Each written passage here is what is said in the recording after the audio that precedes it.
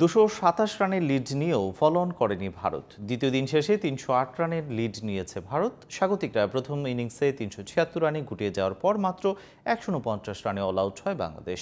দ্বিতীয় ইনিংসে 3 উইকেটে 81 রানে দিন শেষ করেছে স্বাগতিকরা। দ্বিতীয় দিনে রিপোর্ট করেছেন তাই অনন্ত। দ্বিতীয় দিনের শুরুটা স্বপ্নের মতোই হয়েছিল বাংলাদেশের। জাড্ডুকে বিদায় করে অশ্বিন জাদেজার যন্ত্রণা শুরুতেই মিটিয়ে ফেলেছেন তাসকিন।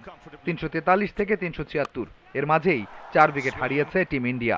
তাসকিনের 3 উইকেটের সাথে একটি উইকেট যোগ করে টেস্টে টানা দ্বিতীয় ইনিংসে 5 উইকেট পেলেন হাসান মাহমুদ।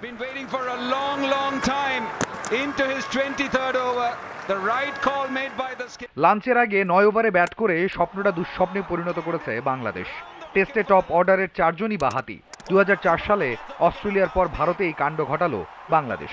26 রান তুলতেই 4 বাহাতির 3 জনের বিদায়। লাঞ্চ থেকে ফিরেও কাটেনি দুঃস্বপ্ন। শান্ত মুশফিকের বিদায়ে 40 রানে 5 উইকেট হারিয়ে তখন কাঁপছিল বাংলাদেশ। সাকিব লিটনের 51 রানের জুটিতে বাংলাদেশের ডাগ আউটে স্বস্তির হাওয়া ফিরেছিল। কতদিন পর যে হাসলো সাকিবের ব্যাট, সাহস পেল বাংলাদেশ। তবে 3 ভারতীয় পেসারের দাপট আর জাদেজার ঘূর্ণিতে স্বস্তির হাওয়া উড়ে গেছে সহসা। নিজের মাঠে অশ্বিনের উইকেট না পাওয়াটাই তো এক বিস্ময়। 48 ওভার ব্যাট করতে না পারা বাংলাদেশের ইনিংস শেষ 149 রানে। ফলো অনের সুযোগ পেয়েও আবারও ব্যাট করার লোভটা সামলাতে পারেনি ভারত।